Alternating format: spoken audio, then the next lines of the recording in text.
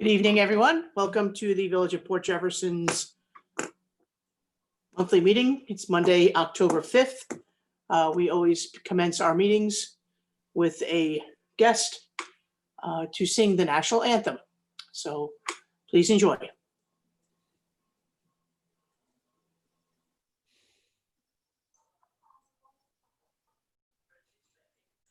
Oh, say, can you see by the dawn's early light what so proudly we hailed at the twilight's last gleaming, whose broad stripes and bright stars through the perilous fight o'er the ramparts we watched were so gallantly streaming, and the rocket's red glare, the bombs bursting in air, gave proof through the night that our flag was still there.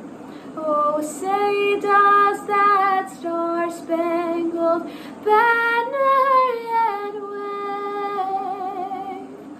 o'er the land of the free and the home of the brave?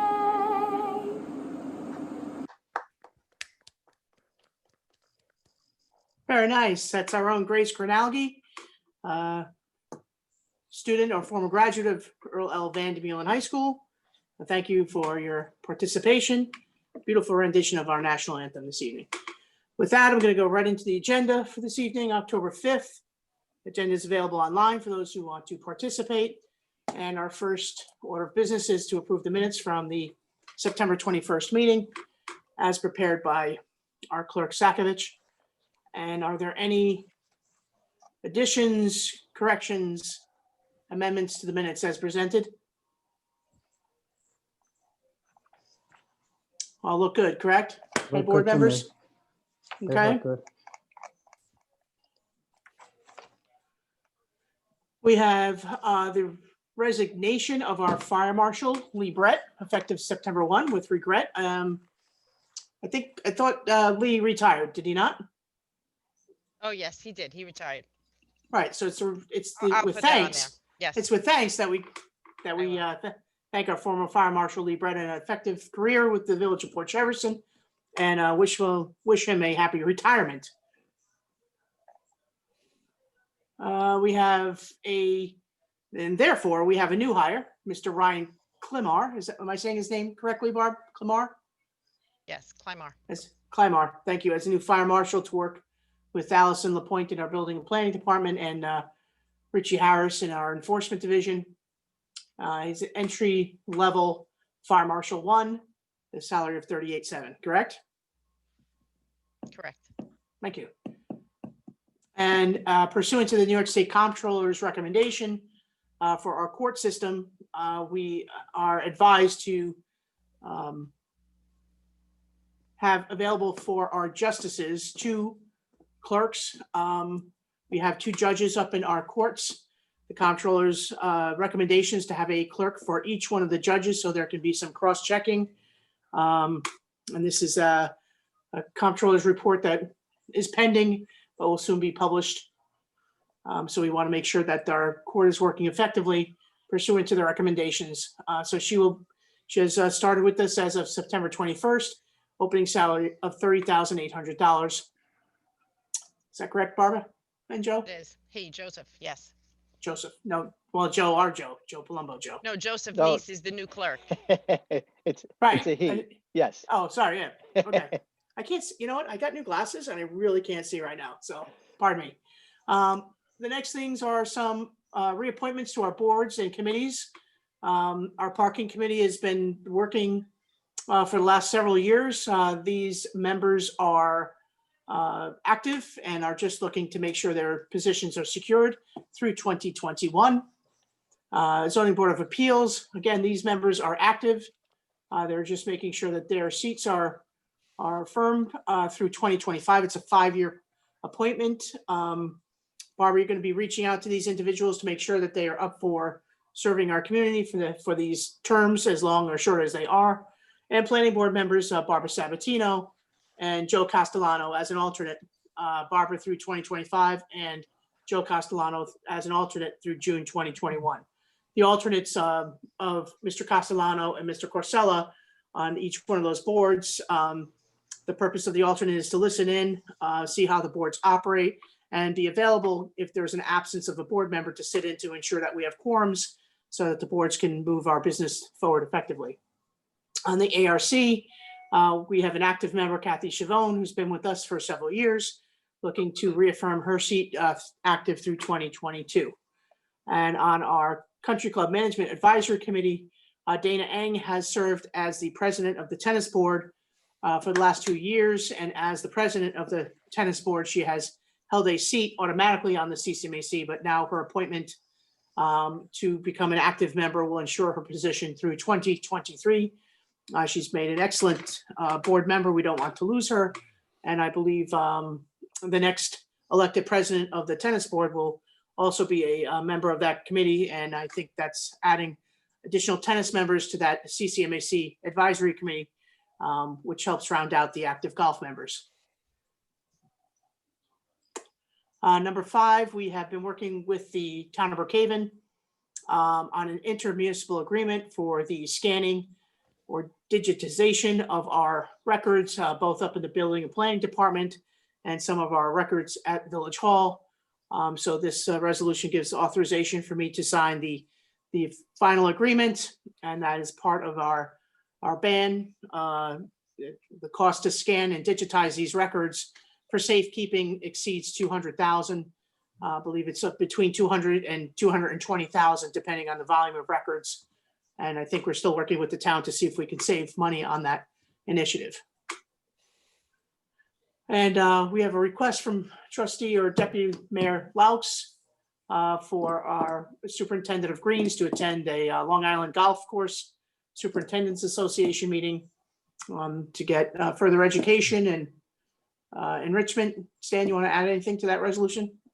No, I just think it's very important that he go. I concur. And the last item, number 7, is our warrants. I love to see a bundle of warrants to this amount or little amount. We did have the internal auditors sign off on these. I just had a few questions, which the treasurer's office did answer for me this morning. So I'm pretty good, and I'm pretty clear with action items 1 through 7. We have a very good agenda this evening, very easy to get through. Are there any comments or discussion points for 1 through 7? I have a question. Sure, Stan. I don't see the check for the tennis association. Was there a bill put Yes. through, or for what was the purpose for that? Every tennis member pays $10 in association dues each year, and every year. It's going to be cut separately because we have the new software stand, so it's kind of a little hectic up there, but we'll have it out this week. So I can have it for the tennis board meeting. When is that? It's a week from Tuesday. Oh, yeah, absolutely. Terrific. Thank you. Okay, so just to clarify, this is a fee on top of the membership fee that's collected to give to the association so they can run their tournaments and programs? That's correct. Okay, all right. Was something put through to the treasurer's office and it was just an oversight for tonight, or? We have it in a GL, separate GL that we just kind of check out of. Okay. Okay, any other comments for items 1 through 7? And if not, I'll make a motion to approve. If there's a second. I'll second. Deputy Mayor Laux is second, and all in favor? Aye. Thank you. Just a couple quick talking points. About a little over a year ago, I can't remember, timelines for me are a little fuzzy. Met with some of the executive planning officers of Mather Hospital to look at their 5-year plan. They're working with our building and planning department. They came back to Village Hall, and because things have been put on hold due to COVID, and because they've had obviously some emergency, planning things to do at Mather, they came back and sat with me at Village Hall They're going to be looking at adding to the rear of the building a new emergency room. There's a timeline for 4 years. They don't think that this project will be completed till 2024. So they're going to be working with our building and planning department and making a formal submission, hopefully by, if not the end of this year, very early into the new year, for their site plan review. Mather, as we all know, is a very integral part of this community. It serves our community well. So I was really thankful for their outreach to let us know what's going to be happening at the Mather facility plant. Really making no changes to the front of the building. And as part of their final 4-year plan is to actually renovate the front and the lobby. Because when Barbara, myself, Allison, and who was our fourth, Barbara, when we went on our tour? Joe. No. Joe, you weren't with us on the tour. You He didn't get to wear that he nice started white. with us, I think. Oh, you went out, but then you had to leave early because you didn't get to wear that beautiful robe that we all put on. That's right. I was given the gown. Yeah, the gown. It was a really interesting tour that we took of the facility. When you walk right in the reception area, to the left, there are 2 isolation rooms, which obviously became very important during COVID. And to the right was an emergency area, which was not a very large area, which they did the emergency room triage. And so we could very easily see the need for expanded emergency room services. Having been through that walkthrough at the hospital was very helpful to me, and sitting down and having a conversation with the planning team from Mather. The Barnum lot, I think, is coming along very well. I do want to sort of clarify that as the lot was cleared, and it became pretty unfortunate to us that the buffer tree line that we planned to keep on the plans, when we got to the point where we were looking at this tree line, unfortunately, most of the mature trees that were left were scrub maples with really poor root structure, spindly, very, some are in fact diseased. And unfortunately, that last buffer was recommended to us by our master gardener and by the contractor and an independent, that those trees had to come down. And we will be replanting a very robust buffer of new evergreens. We're going to make additional plantings to make sure that we have a beautiful green buffer for our residents. That is not how we planned this on the onset, and we apologize and promise that we will add funding and make that a beautiful buffer that you could be proud of. Our lighting project with NYSERDA is underway. There was a press release put out. We should start to see trailers on site and light fixtures being delivered and the street lights being replaced. We will roll out the streets that are being worked on when we get that rollout plan from the contractor. So please keep an eye out on our website as we sort of roll out the plan. Edmund Software. Yep, I'm sorry, Bruce. We had an email from Mark Baker regarding lighting, LED lighting. I don't know where we are with the lighting. He had talked, it seemed like he was talking about 2 issues. One of the issues was the night sky. And I would comment that the Conservation Advisory Committee had done some significant research a while back on that. We might want to dust that off. But the other issue was brightness and quality of light. Do we know the Kelvin factors regarding the to be installed bulbs on these LEDs? Or Yeah, Bruce, there's a binder down at Village Hall about yay thick. It gives the specifications for all the various light fixtures, Kelvin, it gives us a forecast of lighting and where the footprint of the lighting will be. And also, I believe everything that's being installed is dark sky compliant. So you're welcome to explore that binder. It's, sit in the conference room, check it out. It gives specifications for each one of the light fixtures being used on various roadways. Obviously, different types of light fixtures being used for the main roads versus, our neighborhoods as we go into the quieter residential section. So again, feel free. I have not been able to thoroughly review that email, but my guess is it's probably somebody, once other communities are unleashing or announcing these types of programs, a standard email for solicitation of further services. Joe, I'm sure tomorrow when you're back at the office, you'll be able to confirm everything and or speak to Mr. Miller's concerns. Correct. And Trustee Miller, if you would like, I have the binder in my office and I'd be happy to provide it to you so you can review it. All right, thank you. It's pretty thorough, it's very detailed, and has all the specifications for each and every light expected to be installed. The admin software has been installed up in the treasurer's office, and I think Denise, you've been working on that now for maybe a little over a week. Yeah, Thursday we got it. We cut our first payroll today.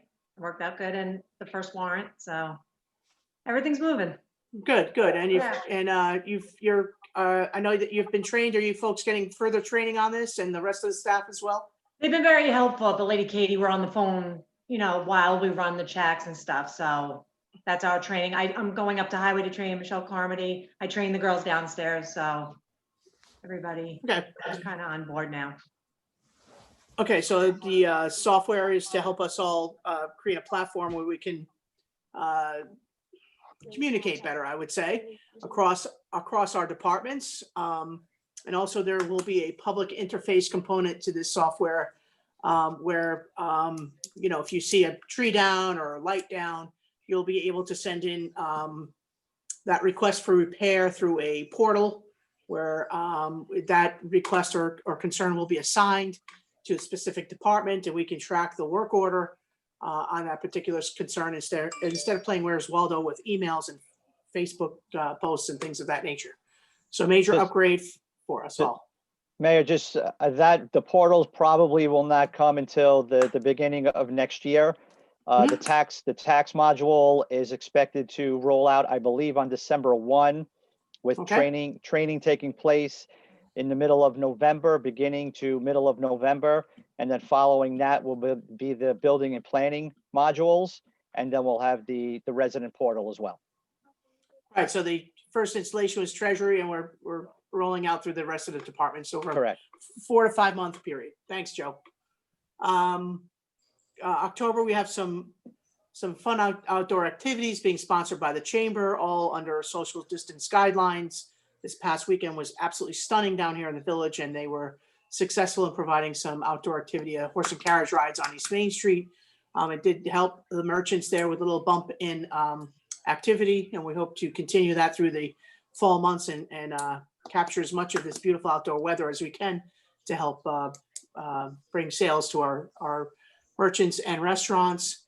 And to that end, it's very sad that I make the official announcement that on what would have been our silver anniversary, our 25th annual Dickens, the Arts Council in the Village of Port Jefferson have made the decision to officially cancel Dickens for this year.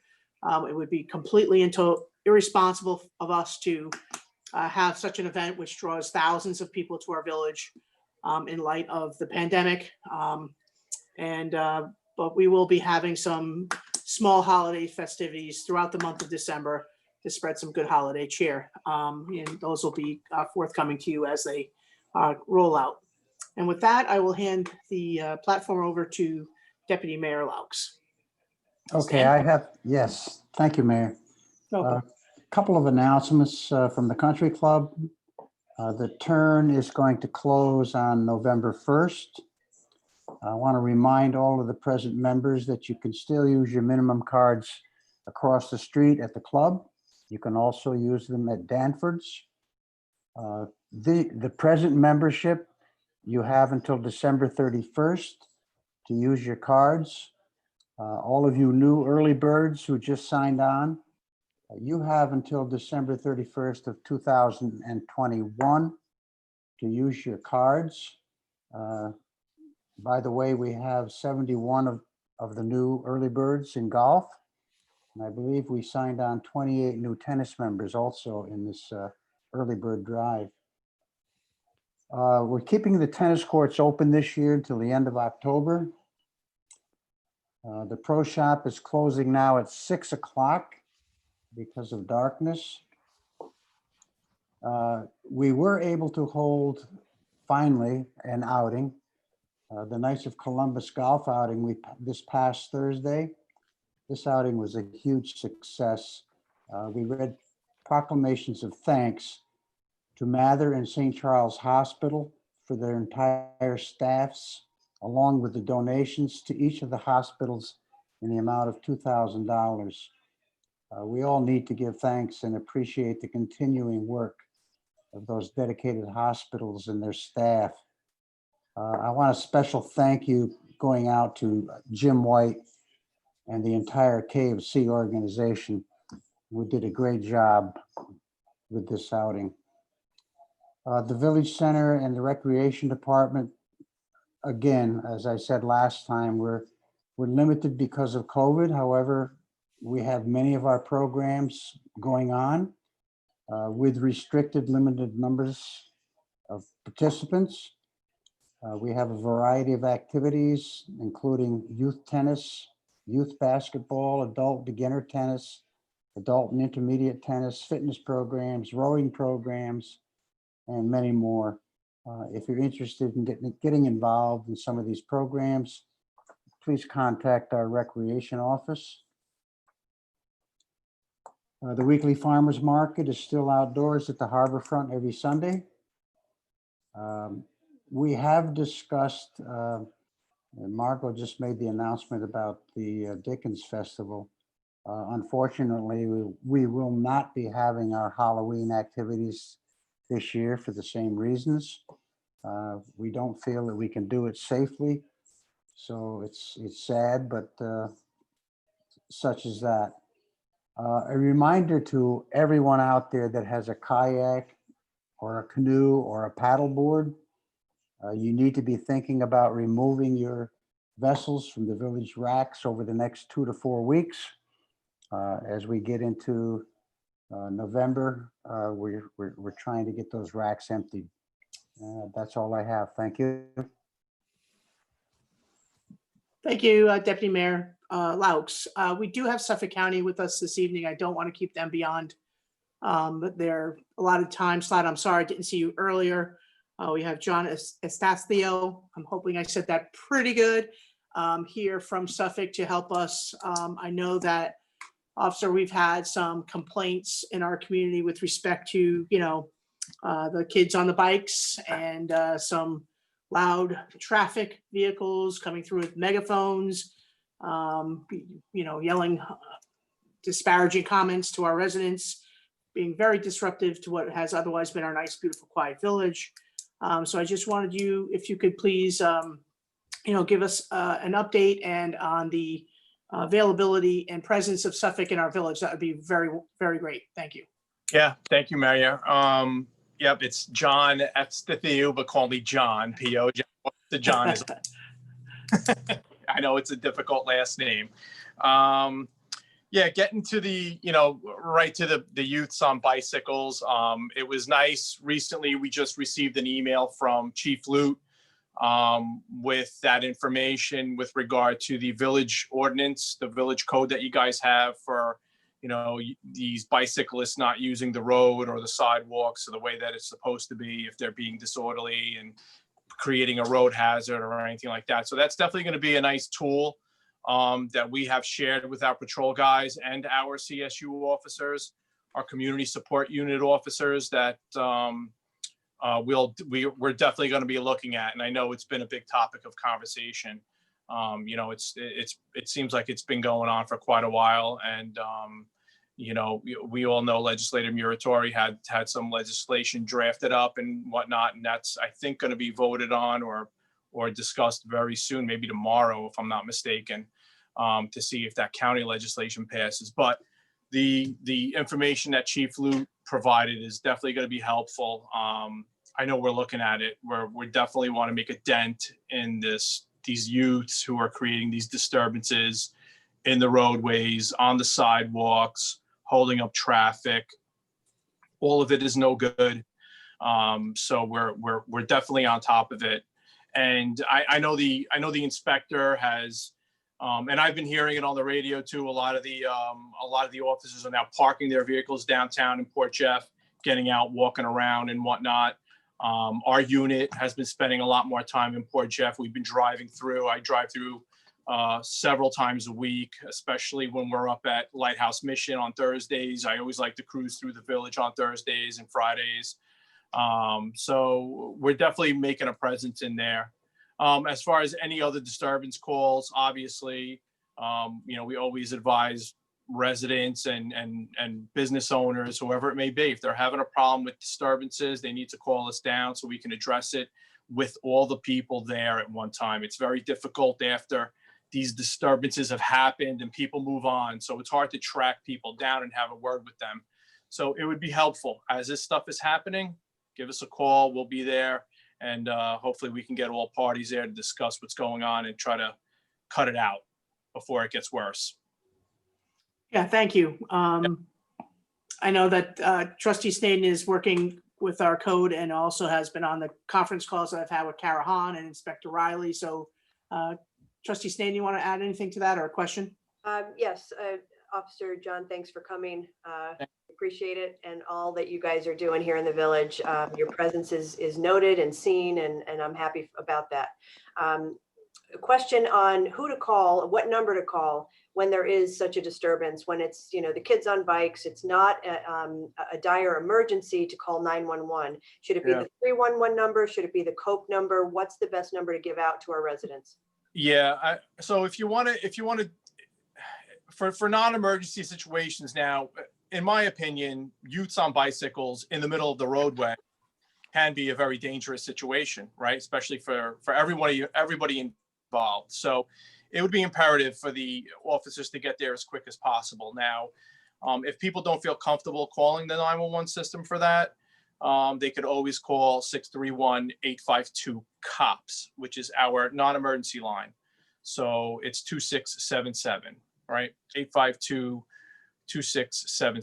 So that would be the best way, an alternate way, or 911. I mean, it's definitely a dangerous situation when you have youths on bicycles or anybody standing in the roadway. When we're talking about vehicles versus pedestrians or bicyclists or a group of people. So we need to get there as quick as possible so we can assess the situation and see what we need to do. Okay, great. Thank you. I have a follow-up on Mayor Garant's point on these. Rebecca, just make sure so for our stenographers, let's just make sure you identify Rebecca Cassay, Trustee Cassay. Sure. She's a newbie. Okay. Thank you. Sure, go.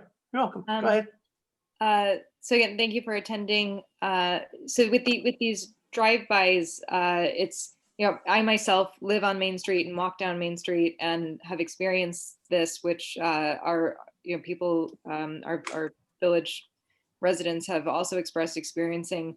If it happens once a year, once every other year in previous times, that would, be something you would shrug off. But this has been happening at, a couple of times a week where you walk down Main Street and people are yelling with megaphones, curse words, slowing down to yell phrases that I will not repeat at this meeting.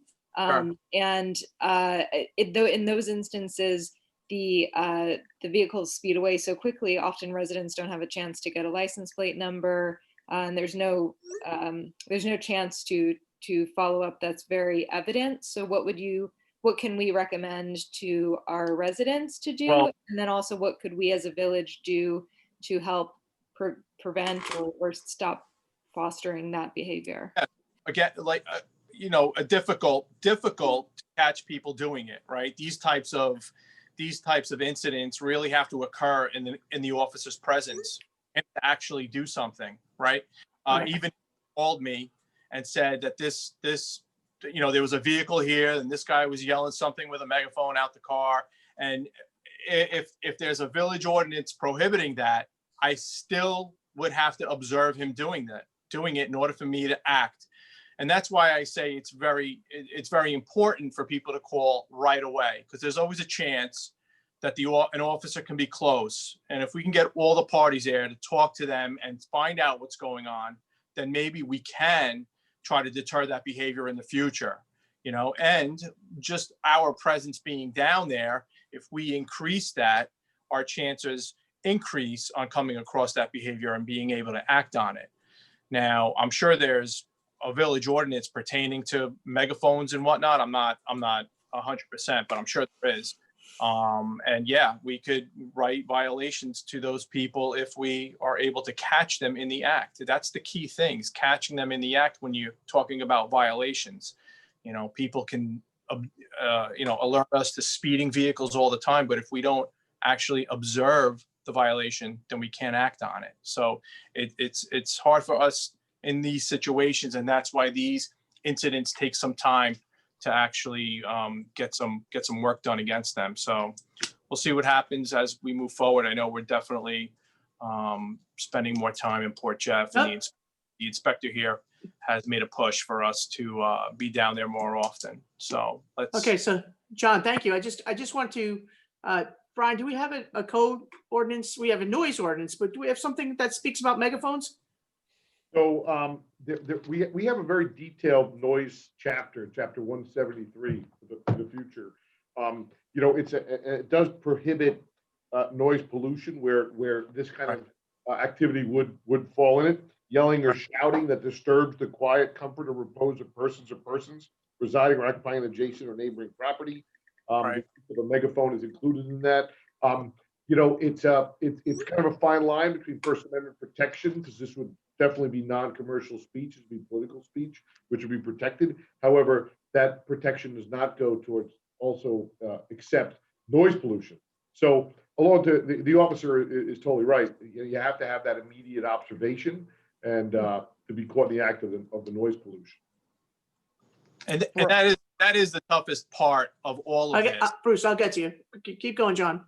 That is the toughest part of all this, is the officers observing this in their presence and being able to act on it. Obviously, we would all love to have more officers in so many places to observe all the violations going on, but we don't. And unfortunately, we are responding to more of these calls than observing them in our presence. So it seems like it's happening more often than we're catching people doing it. But I could tell you we are in different places here and there. So. Yeah, I mean, they're just not coming into the village of Port Jefferson. I'm sure they're driving throughout other communities and doing the same thing. And Brian, just to reiterate to our general public watching, our Code Enforcement Bureau does not have the authority to stop a moving vehicle. Correct. But if you do call in to 852-2677 or 852 cops and describe the vehicle, maybe even get a license plate, you know, they may be able to, you know, track that vehicle or see that vehicle at another time and gather the data. We say that to our residents all the time. Make the phone call, register the data. The data becomes important because if it's not this time, it could be the next time. Right. Okay, so and Trustee Miller, you've been trying to make a comment? Yeah, I have a question for Officer John and a question for Trustee Cassay. Officer, I was wondering what would be the strategy that you would use, assuming an officer was to be present when something like this was perpetrated? I mean, how would this person be stopped and pulled over and et cetera? And I thought, Trustee Cassay, I'm wondering if you've seen any pattern in this that we might alert the police department as when to have a greater presence or be more vigilant.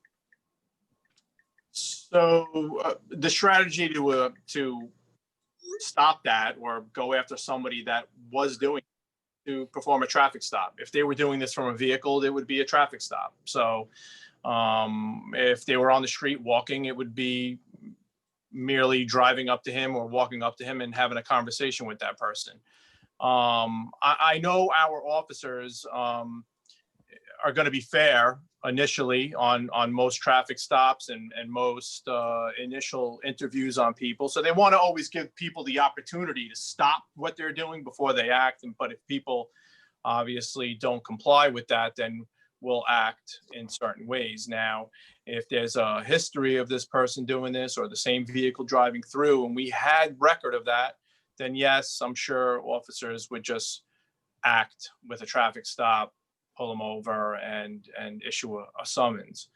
So that's that's the strategy that we would take in order to stop this. And that would be traffic stops and personal interviews with our officers on the street. Okay, we just had Chief Lute join us as well, so I know that we do have a local ordinance, about the amplified sound. And Chief, we also were talking about your coordination and work with Suffolk County on the children on bicycles. So, I know that you've been answering numerous numbers of complaints over the last several weeks, and you've been listening in on this. Do you have anything you'd like to add? You're on mute, however, Chief. You need to unmute yourself on. You're still on mute. Hold on. Chief, can you try again?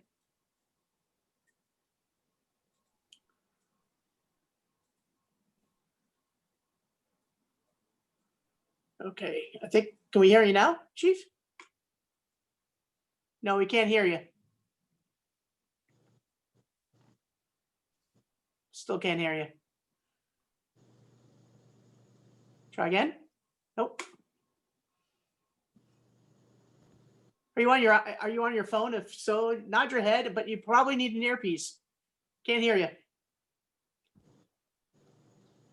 While we're I'm sorry. waiting, You're gonna have to, yeah, does Bruce. Rebecca recognize a pattern here?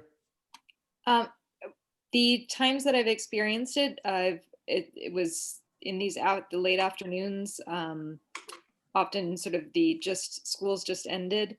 I don't know if there's any correlation, and the two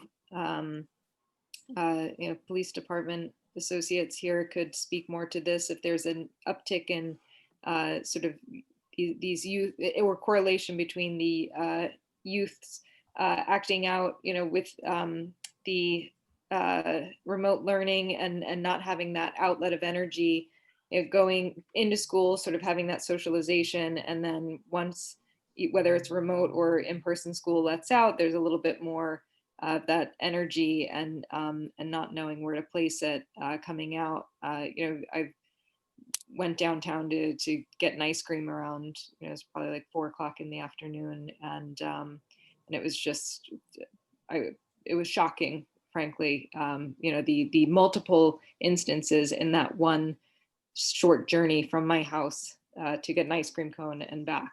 That it was, and I was, there with a family friend, and I felt embarrassed. And I know that many of our fellow residents feel this way. Follow-up question. I know that our Suffolk County contact is saying a police officer would have to observe this. If someone has a video, if the occurrence is not sort of a flash drive-by, but something that's long enough for someone to have a videotape of it, is that something that's helpful? Absolutely. Absolutely.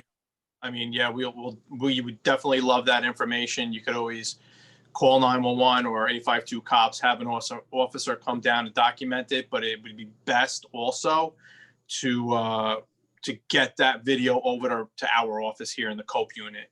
Okay. You could email us the video, contact us, whatever you want to do. You can give us a call here at 631-854-8689.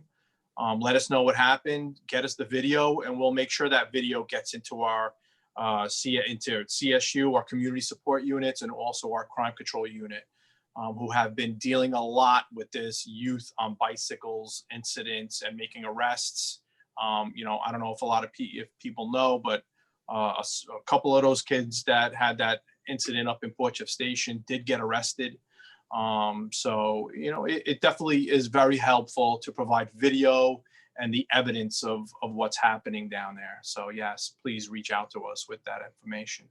Very good. Thank you. That's a helpful tool, I think, to offer to our residents, something that, without getting involved, stay, my addition to that would be stay a distance. Don't make it very evident that, you're videotaping, because I think there's a certain aggression, there you can attest to. But if you feel safe documenting that, because if we can all sort of have that little bit of a community watch without getting personally involved.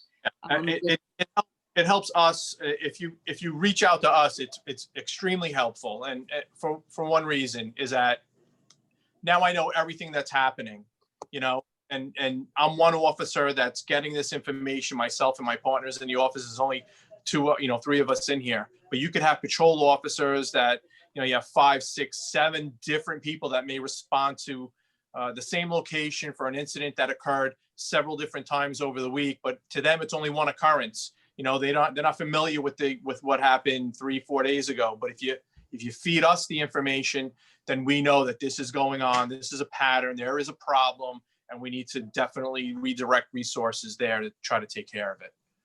Okay. Thank you very much. You also ask if we should be putting cameras on the streets. We have them in different locations to pick some of this up. Unfortunately, Bruce, they don't pick up audio.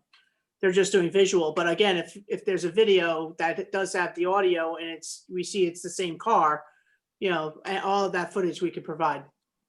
But on our cameras, you're not going to hear them enunciating what they're saying, unfortunately. I'm talking about picking up license plates.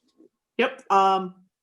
Agreed. So if we can identify a car that's, actually the car that's with the occupants, screaming and yelling things, then we can try and zoom in with one of our cameras if we identify that vehicle.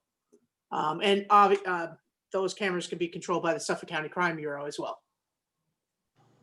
Officer, if I can follow up on someone's mentioned about license plates. Do any of the squad cars that come down here that are planted in the village have LPRs on the trunks? I'm not familiar if the regular sector cars do. I don't believe they do, but CSU vehicles have them. So if they're coming up to the village, then yes, they would be up there. Yeah, but I know our regular sector cars assigned to the village do not have the LPR. That could be useful if there is an uptick in these type of violations to track them down. Yeah, we would love to have LPRs on every vehicle, Yeah, but yeah. that's way for my pay scale here. So Yeah, understood. Thank you. All right. Thank you, John. Thank you for your attendance. And I think, thank you. unfortunately, we had some technical difficulties with our chief trying to get on, Right. but Anything else if you need anything else for John this evening? His time is important. Thank you so much. Thank you, the inspector of the 6th for us and all the ladies and gentlemen of the Bureau. We love seeing you down on board. Thank you. Thank you, Mayor. Have a great You're night. welcome. You too. Good Trustee Miller, you're up next for your report. And Yes, just at the last meeting, we had discussed electrification in Long Island Railroad. I had been contacted by Kyle Barr. He's the Times Beacon Record editor for the local Times Beacon Record. We discussed the value to our locale in terms of a quality ride for Port Jefferson residents, not having to travel to Ronkonkoma for a decent ride, and also the purchase of diesel engines, which is a kind of a key issue here as far as you're talking about the future. Kyle is doing a story on this and advises that he will be putting that out in this Thursday's paper, just if you want to look for it. thank you, Bruce. I know you're on the railroad initiatives as well.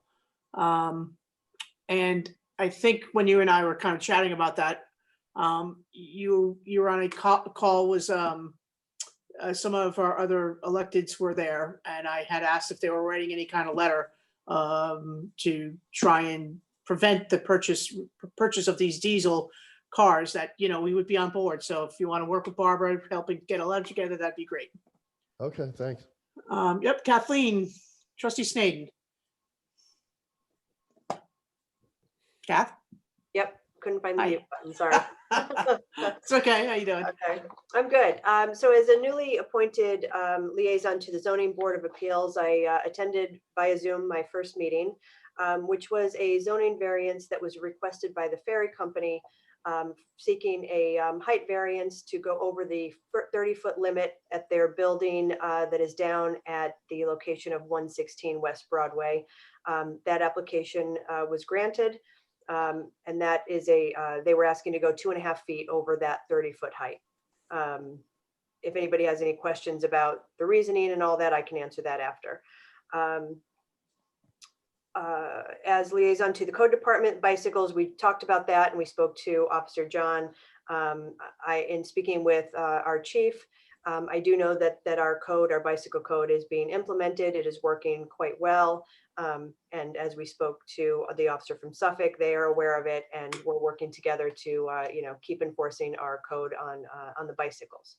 Also newly appointed trustee liaison to the Architectural Review Committee. It does say on the agenda that it was an upcoming meeting, but we were able to meet this morning actually at 10 o'clock. And we discussed a lot of different things and what their role has been and what they foresee and want it to be moving forward. So we are agreeing to meet more often than what they have been meeting. They mentioned to me that over the last couple of years that they have maybe only met a handful of times, but they would like to increase that and become more involved, which I'm on board with. So for a while, we're going to meet every 2 weeks, the morning of our board meeting. So every other Monday, the first and third Mondays, to kind of get back in the groove of what they were established for and why they're there. And with parking, Mayor already mentioned in her report the update with the new parking lot. And I just wanted to also bring up the West Broadway parking limitations will go into effect soon, which will be the 2-hour limit.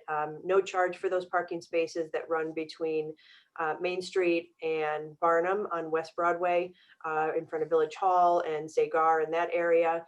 They have to date been just unlimited with no charge and unlimited time.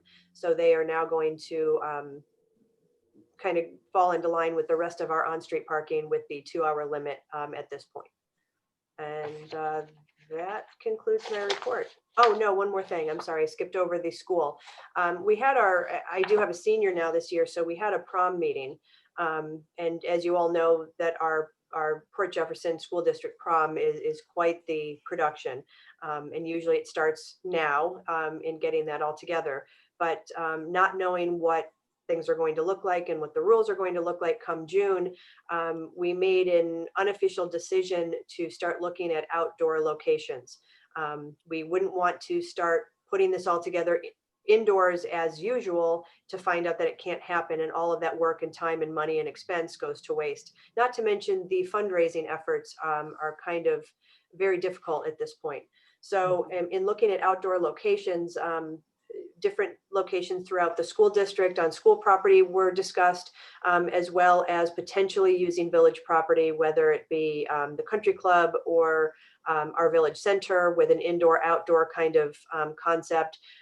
So that, again, first meeting and very, very brief, but I wanted to just let you guys know that that may be an ask that I will be bringing to you at some point, that we work in conjunction with the school in allowing them use of whether it be the country club parking lot or the village center or something of the like, or maybe some of our park property.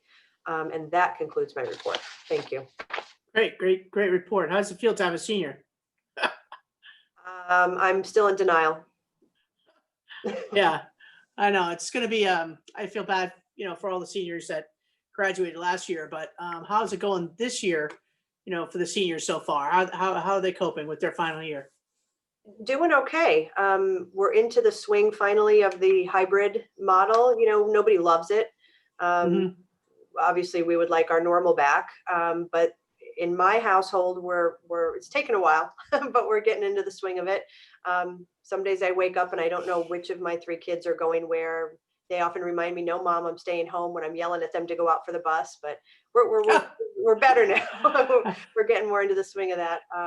But yeah, we take it day by day. It's interesting to have a senior, and now my Catherine is, in her last year in elementary. I don't know what it's going to be like not to be in the elementary school. I've been there for 14, 13 years. Right. Yeah, so I think one of my favorite comments you made last year, Kathy Ann, was not a high school teacher, middle school teacher, and or an elementary school teacher, and I don't play one on TV. right. So, I think for all Exactly. the moms that are doing 5 jobs at home, kudos to you, for all of you guys for hanging in there. Okay, thank you. Great report. Glad to see you working with the ARC and getting some good stuff done. Rebecca, our newest trustee, Rebecca Cassay. Thank you. Great to hear from everyone else. And I have as the newly appointed liaison to the planning board, I have my first meeting there this Thursday. So we'll be excited to report at the next meeting what's going on there, but have been meeting with Alison LaPointe up at the building department, planning department to get caught up on what has been happening and what I can expect and what they should be expecting from me. So I'm excited about that. Some projects I've been working on actively. There's an interactive sculpture project that I began to allude to last meeting that we've put out an RFP, a request for proposal from Stony Brook students that are working in sculpture currently. We're really excited about this collaboration between Stony Brook University art students and Port Jefferson Village. The sculpture will be an interactive sculpture that is meant to educate and encourage people to recycle more. And so I've seen some of the preliminary designs. I'm not going to show them to you yet to keep you on the edge of your seat, but I can tell you that I'm not an artist myself, and we saw a couple of the original sculptures. Mayor Grant had shown some sculptures of fish that people had done, and when we wrote the RFP, we said they don't have to be fish, and I'll say they're not fish, and they're even better than fish. And so we're really excited to see the final proposals that come in and move forward with that. We have some really talented people right next door, and will further beautify the village, along with, I'm sure some of our residents have started noticing the work by the Chamber of Commerce to bring in those great murals on the light boxes, and that beautification really helps people enjoy the village even more. So I'm happy to be helping add to that. Shifting gears to our stabilizing our bluffs, especially on the west side of East Beach. I picked up, there was sort of a stall there a little bit with the engineering company that was working on the project and the plans there. I prodded at them a little bit and finally got a meeting, and there had been something that went a little cold on their desk. And so that is warming up again. So that we will, you can expect. I like an iceberg. Exactly. Yeah. Just moving along. So I've gone ahead and put a little gas in that engine. I'm Good. Thank you. Technologies in this one. In this one. So anyway, we're moving that along. It's definitely a complicated situation, and when I have the entire picture, I will do a more thorough presentation on that. But and just to, and not to interrupt you, but one part or component of that, because there were many moving parts to the beach stabilization project, was the jetty getting restored by the town of Brookhaven, which has been completed, and then we had a permit put in. Stony Brook is doing some dredging. And we're taking that sand, and we're going to be placing that sand on the easterly end of our beach, and that should be happening this November, pursuant to that permit. So sorry if I jumped in on you, but I didn't know if you were going to report on that or not. Yeah. That was part of it. So yeah, we're Okay. excited to learn that that is moving forward. That should be happening next month, as Mayor Grant said. And so we will be getting some more sand, which anyone who noticed that there was a little bit of a drop off after one of our more intense storms this late summer, that will help fill in there. And then the stabilization project, is something that we have to work on making sure that it is something that the village, that the funds going into it are getting a requisite project that's worth the longevity that we're looking at. Right. And I'll also be speaking to Trustee Laux and the mayor and everyone about sort of the bigger picture concerning the country club and everything there, because as a projected very, very long-term resident of Port Jefferson myself, I'm really thinking about 25, 50 years into the future. And the long and the short of it is bluff stabilization is we're buying time, but time continues without us. So Correct. the third thing I'm reporting on, staying with the beach theme, is Coastal Steward beach cleanups. The village has sponsored 2 cleanups this month. The first one was last Sunday, yesterday. The days have been full. Yesterday morning. So I went down and met Coastal Steward there. It was an incredible turnout of people from not just Port Jefferson, but we had people from Patchogue. We had a group of sorority sisters from St. Joseph College. Oh, that's great. I believe was Barbara Sakovich's niece. Yep. Yes, she was. Oh, nice. Lovely. And just very enthusiastic people. They picked up every, from the tiniest microplastic to big pieces of lumber off of the stretch from East Beach all the way around Mount Sinai Harbor. And that area is pristine now. And the next cleanup will be this Saturday, October 10th, at Centennial Park, starting at 8 a.m. So anyone who wants to take part in that, it was truly a beautiful morning for me to be there cleaning up the beach. It was serene, just a quiet morning. If you feel overwhelmed by not knowing how to make the world a better place, sometimes just start in your own backyard. Go down to the beach, go to a beautiful location, and pick up a bucket full of trash. And it really, for me, the rest of my day was so much better because I went and did that.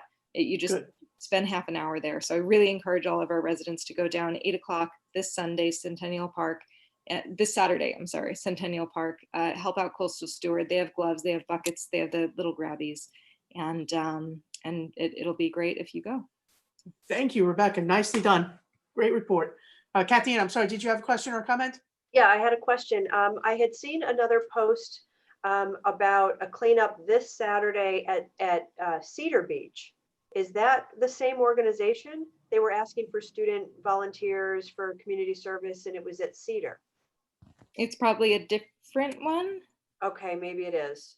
It's if you check and it's not, then maybe if you could please send it to me. Yeah, I couldn't find it. I'll look again and I'll forward it to you because I'm pretty sure it was Cedar Beach because that's what I put in my calendar. And then the other question was, I watched your video, which was fantastic.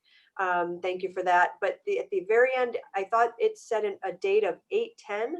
Was that an older video? No, I was making videos while having a migraine, and I'm human and made a mistake. Yes, but you're correct. It was I don't know where the 8 came from. So it should be 10/10 and 10/4 was the previous date. Missed the 10/4. Okay. Yes. I didn't know if it was maybe 10/8 it was supposed to be, so I wanted to. Yeah, I have no human explanation for that except no worries. It was great. Functioning at like 30%. So is there I'm wondering how I should maybe reach out to the school so they can make an announcement or even send an email. That would be a great idea. There were a lot of young people from Ward Melville High School, from honor societies. So we can, if you want to coordinate, I believe I can get my hands on a flyer for this. That would be perfect. All right, I'll look afterward. And Rebecca has the, and Barbara Sakovich just confirmed, has the environmental club liaison for the teacher staffing been appointed yet by the school district? Not yet. Jessica Schmatan said they're a little behind with everything, the way school is, going, and they haven't appointed the new liaisons yet. Yeah, I spoke to the wonderful young people at the farmers market, these students who are carrying on the torch regardless. And they suggested that yeah, they said they spoke to the teacher who has previously been, and he said that he's likely to be. So I sent him an email. I haven't heard back. Okay, But we're primed to engage them. And okay, good. So yeah, Rebecca, just touch base with Kathy Ann because she's been the liaison to our schools, and I'm sure you're two intelligent women will figure that out. Love it, but fantastic. I love the energy. Love it. Is that all you have, Rebecca, for this That- evening? that's Okay, thank you. Thank you. Brian Egan, Mr. Egan, Yep, no report tonight, Mayor. Thank you. any news on the Huntington LIPA front? So the Council for Life and I exchange documents. They're kind of going at a glacier's pace because also what's also in the mix is Nassau County's global settlement, because Nassau County on the county level is the county-wide assessor. So they're also going to have a piece of it, but it is moving at a glacial pace, and they are keeping us posted to the extent as it's moving down, but it is taking its time. Okay, thank you, Brian. You're welcome. Our village administrator, Joe, do you have anything to add to the agenda this evening report? Just a few updates on some of the capital projects that we're working on. With regard to the village hall bathrooms, we're just waiting for a contract to be signed so we can award this project. On the Highlands and East Beach retaining wall project, we received 90% completed plans from DMB, our engineer. I intend to forward those to the Long Island Railroad tomorrow to get some comments from them, if any. I'm hoping that they're going to permit this project to go ahead without any significant effort, as the project itself is going to be an in-kind changeover from an existing timber wall. There's no expectation that any of this construction that will take place will be on the Long Island Railroad's property. It's expected to be done from the face and towards Highlands Boulevard. So we hope to get that, get a positive response from them. In terms of the DPW expansion, so we received some of the architectural plans from Holtzmacher, who is providing us with architectural and engineering services on this project. Those were sent over to the Building and Planning Department for review and comment. We're just waiting for them now to submit the MEP, structural, and the site work that they are going to be designing for us as well. Rocket ship bathrooms, also Holtzmacher performed their site survey. We're now waiting for them to submit their initial design. And on the Longfellow drainage, Grosser, who is the engineering firm that's helping us with this project, submitted their permit application to the DEC on September 25th. They expect at least 4 weeks before we hear any comments back from them, and then possibly another 2 or 4 weeks before we get approval to start this project. He spoke to DF Stone, who he approved would be performing this work at the last board meeting, and they said it'll take them at least a week or two to mobilize. So we're probably looking at a mid to end of November start for this particular project. Okay, Thanks. but everything is on track, and thank you for overseeing and for shepherding through, Joe. We have our treasurer, Denise. Do you have anything you want to report on or add this evening? The only thing I have is on Wednesday at 11 o'clock, we have our band sale. So I will send an email as soon as I get all the information. I'll send it out to the board. Okay, That's it. thank you. You got a lot of moving parts up there. Yes, we do. It's gonna be All great right. though. Gonna be great. Good. Barbara Sakovich, our clerk, do you have anything you want to add or report on for this evening? The only thing I want to mention is regarding the coastal steward cleanup. Maggio's is always a wonderful partner to the village, and they always donate the dumpsters for these projects. And again, this year, very gracious and generous. And then our next meeting is October 19th, 3:30 in the afternoon via Zoom. Thank you, Barbara. Welcome. Okay, so we have a few people in the room.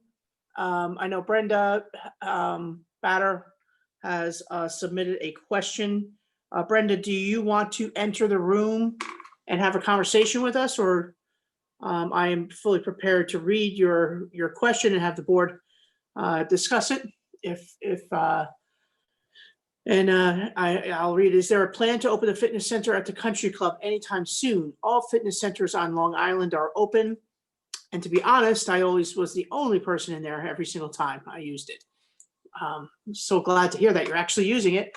I think that this was something that we had a conversation about as board members. Stan, you want to comment? Because I think we came to the conclusion that we were not opening it, but I don't recall why.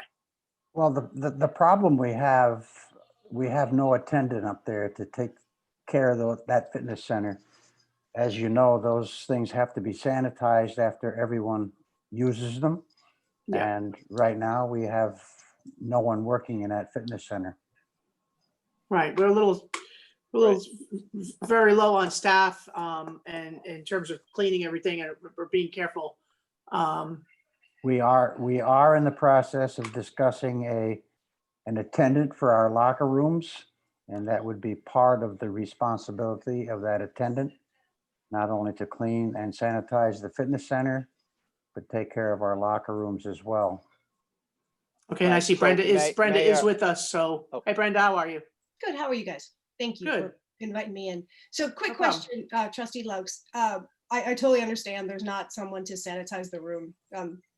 And I'll be honest, every time I've ever used it, I was always the only one there. So it's like my private fitness club. So I loved it, right? So my question is, okay, well, all right, I get it. I get it's all about the sanitary aspect of it. I know, Interesting. it's a tough call for us, because if it's left It is. open and unattended, we want to make sure that anybody going in there is going to be safe, so. So and just to piggyback off of that, then you guys all know I unofficially, or I admin the unofficial page. And so Yes. another big giant question that's come up is, why is Rocket Ship Park not open yet? It's an outdoor facility. This is a respiratory disease. We've learned that it doesn't necessarily transmit via chains on swing sets. Why can't we have our kiddos out there playing in the fresh air, even with masks on? Well, so we went back and forth on that one, Brenda, for a very long time as well. And although it is not something that might be transmitted by the playground equipment itself, Rocket Ship Park is a very popular park. I mean, it's like a small Disneyland. And when lots of people enjoying it, and some people enter without masks or with masks. It puts a tremendous responsibility again on village staff, making sure that we had somebody there, even thinking about limiting the number of people to go in. 20, limiting the hours, but really it came down to the safety of the participants at the park. And these kids play not just on the playground equipment, they play all over each other. And quite frankly, we didn't see any way of really being able to keep them safe and out of harm's way. So in making that decision, which again is sort of, they leave it up to local municipalities, we decided to err on the side of safety. And it really kind of, it wasn't an easy decision, because we know how important the park is to our families, and how much we love our families, but we just couldn't go there. We're struggling just keeping our businesses open, and that had to take priority over not creating a hot spot down in Port Jeff, in the heart of our village. And I 100%, I appreciate all the work that does go into it. There are just so many neighboring towns that have their parks open, and people are they're asking, they're like, why can't we open Rocket Ship Park? So at what point do we let fear stop? I fear like July 2021. Ugh. I know it's not fear. It's a matter of keeping our kids safe and keeping the numbers down so we could keep our shops and our restaurants open. That was really how we made this decision. I think our board was sort of split on it. I can poll the board after this and we can discuss it further. But again, it wasn't an easy decision, and a lot of the other parks don't have the amount of playground equipment or the concentration of kids that play that one ride where it's like netting and it spins. I mean, literally sometimes there's 40 kids on that one, and they're breathing all over each other. So, it's hard. Okay. Kathy Ann, did you want to comment? You're welcome. Yeah, I just wanted to make a suggestion maybe for the fitness center. Stan, do you think there would be any way to allow residents to make appointments to use the the fitness center. And then they could be let in and let out, and it's controlled, and there could be cleaning in between, whether it be just wiping down the equipment with, the sanitizing wipes.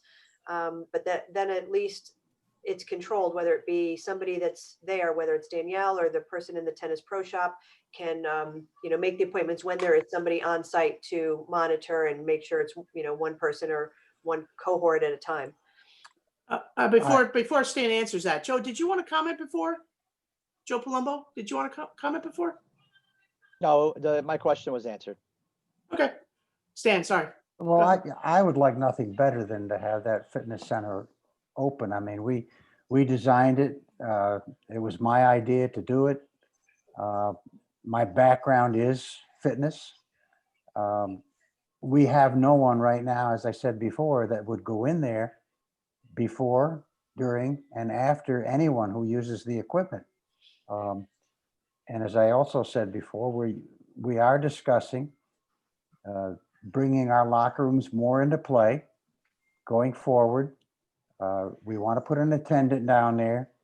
The attendant would take over the custodial duties that we now have someone else doing.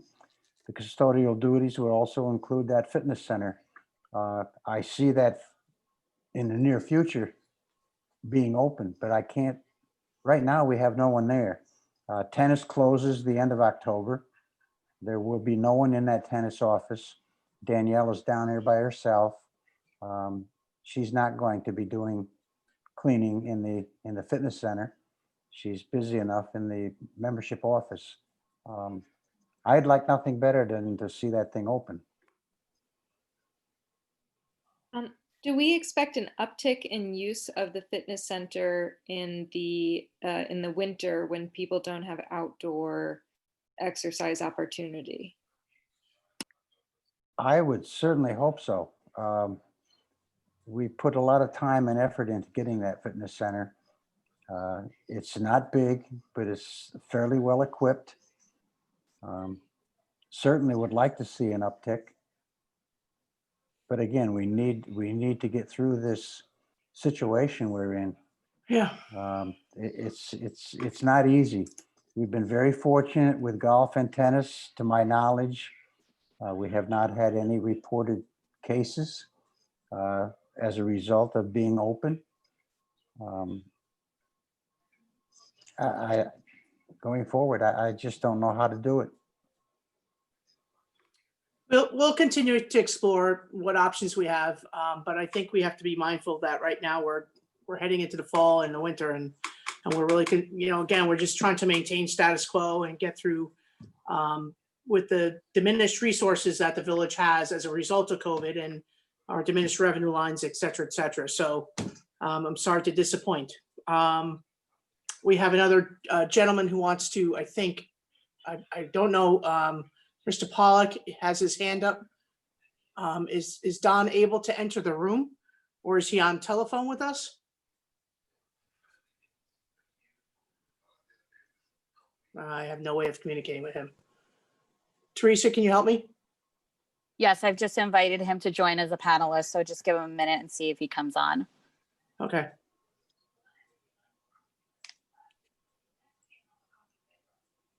I think he's moved up. I don't see him. I don't see a microphone for him either. Right, I just see a video for him, not a phone. If he'd like to type it into Q&A, we could read it out loud. I think it's there already, Teresa. Let me check. Oh, yes, I see it. Do you see it, Mayor?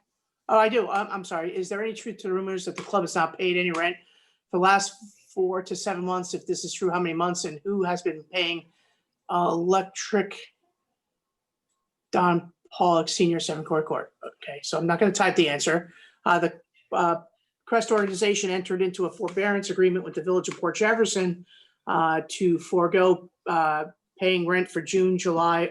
They did make an August payment to us last week in September.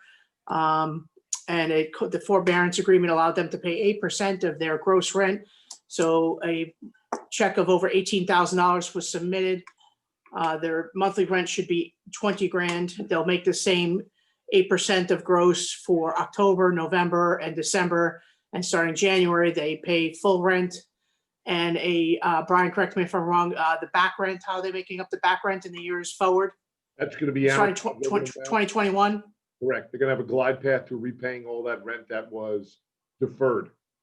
Right. And that was to, help them call back their staff, offset lost revenues. Obviously, the catering facilities are not allowed to open to groups larger than 50. The restaurant had delayed opening. The electric bills, I don't know what that is, but the electric bills have been divided. So the village is paying their electric now, and the Crest organization is paying their electric. I don't know why we're getting that feedback right now. That was Donald Pollock trying to speak, but I don't know. He must have another device on, so it's getting the echo. So I've muted him if you'd like to type it in the chat again. I don't see any open questions there. Or do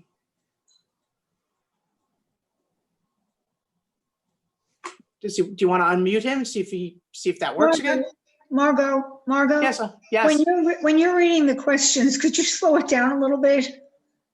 Sure, Lorraine. Okay. You know what I'll do? I can take a screenshot of it. Well, the Great, question's great. gone. Okay, all right. Wait, Okay. is there? Yeah, I'll take a screenshot of it and send it to All you. right, great. But I'm concerned that I'd like to be There he unmuted. I can hear you now, Don. Okay, I have a question for the, whoever would like to answer it. Excuse me. I've been receiving many phone calls to the fact that the club, okay, in Danford's and Crest has not paid any rent to the village in the last 4 to 7 months. Okay, and I'm wondering if there is any truth to this, and if there is, okay, what is being done to correct this? I just answered that question, Don. Are you I watching? was cut off, and I had to Okay, okay. rejoin. All right. That's why I did not hear you. Okay, so the Village of Port Jefferson entered into a formal forbearance agreement for rent with the Crest organization. They did not pay rent June, July. They did pay August rent in September. They will continue to pay rent now moving forward in the months to come. And the forbearance agreement allowed them to pay 8% of their gross rent for the months August, September, October, November, and December. And so we did receive a check for $18,000 and change for the month of August, just in September, and they will be paying full rent again January.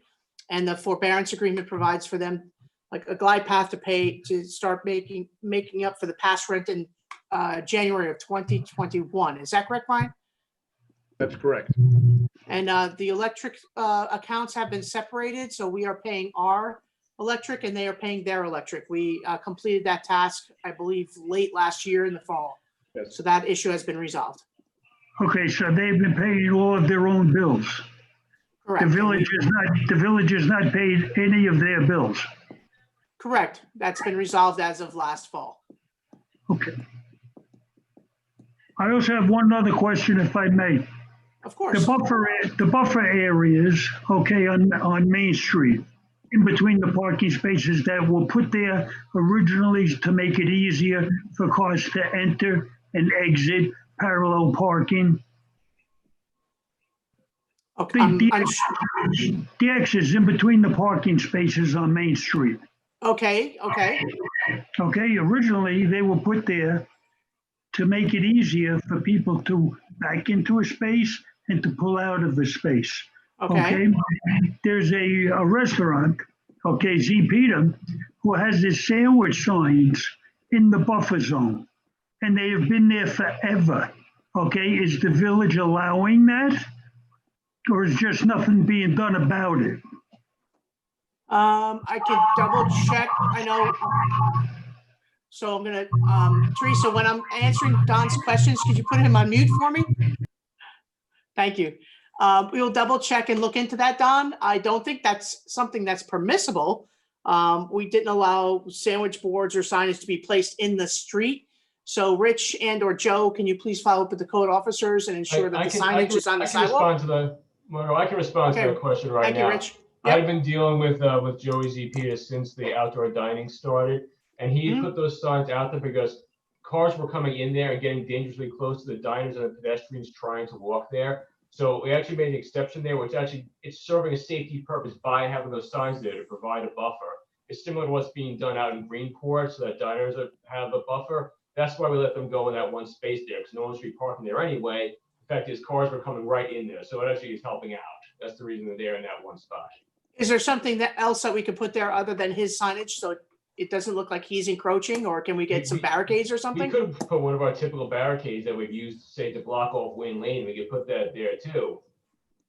And if you place it in the center, because sometimes I agree with Don, we see 2 sandwich board signs. So it looks like he is advertising instead of using it for safety purposes. So He is getting that as an ancillary benefit too, because they are Right, but- signs, but we could block it off.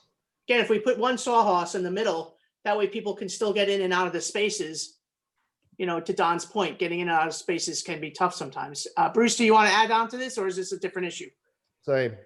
Okay. If we are removing the sandwich boards, why would we put in barricades? I think you're confusing the point. I might be. Well, We're saying we allowed him to do that for safety purposes. I'm saying I don't like the fact that he has his sandwich boards there. I'd rather see a barricade there for safety purposes, because right now it looks like he's doing it for advertising purposes. Yeah, but the original point was to get people in and get people out without or with minimal obstruction to traffic on Route 25A. And I agree. And if you put barricades in there, you rather defeat that purpose. And that purpose was stated by the New York Department of Transportation, as I understand it. Right, but if you listen to why we are allowing it, it's because we have outside dining now on that sidewalk. And the cars are coming into coming into that space. So, you know, and in an effort to lean towards more public safety while we have outdoor dining, as minute outdoor dining goes away, everything comes out of the sidewalk. And I defer to Rich on that. Rich has been helping us with the outdoor dining and public safety. So I didn't realize that the signs were being allowed to be placed there for that reason. the outdoor dining situation at Joey Zepeda is probably the tightest spot that we have in the village. We were able to get 4 feet of passage so we can have ADA compliance for people to get by the tables. He bought new umbrellas and new tables to make it closer to the building. And since the majority of his tables, 3 out of 4, are right in that next to that Xed-out area, and he had the sign, and he asked if the signs can go there. And I said fine, because we were worried about cars coming right in there. If the board can decide if you prefer to have a barrier there, we can do that too. I'm sure we have a few extra that can go there as well. Okay, well, we'll, Don, do you have any other issues that you'd like to address with us this evening? Oh, we still have you?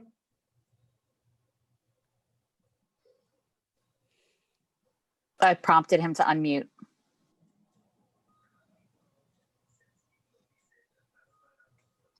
I'm just glad that I was able to get into the meeting this evening because I've tried the last couple of times.